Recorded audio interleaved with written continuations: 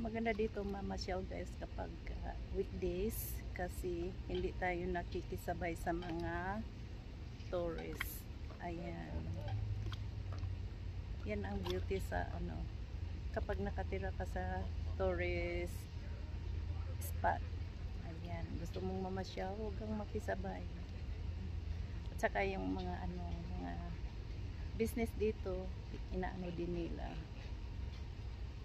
Kino-close din nila para makapagtrabaho sa mga parking, kung anong-anong mga repair. Kaya maganda siya kapag weekdays.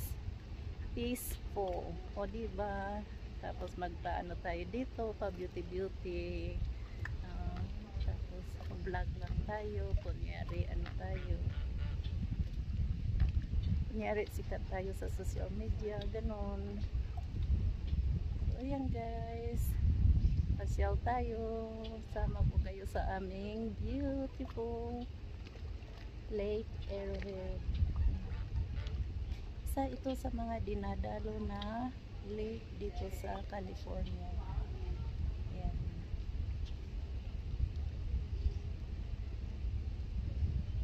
Kapag weekend dito super busy. Kapag long weekend, napo. Tapos ano ba?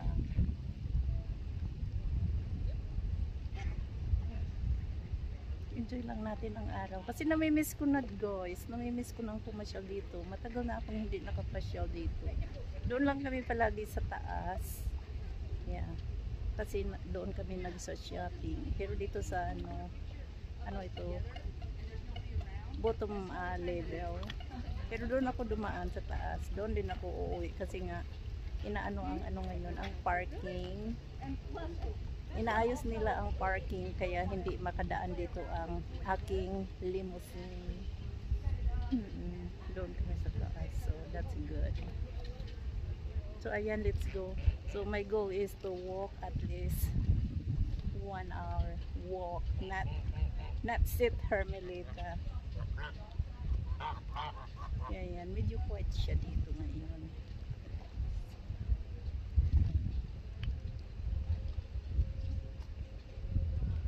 Mag-shopping sana ako kasi lang nag-close yung isang section doon kung saan yung mga shopping boutique kasi ginagawa yung parking.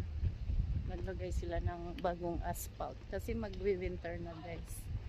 Yeah, magwi-winter na kaya kailangan talaga ready tayo.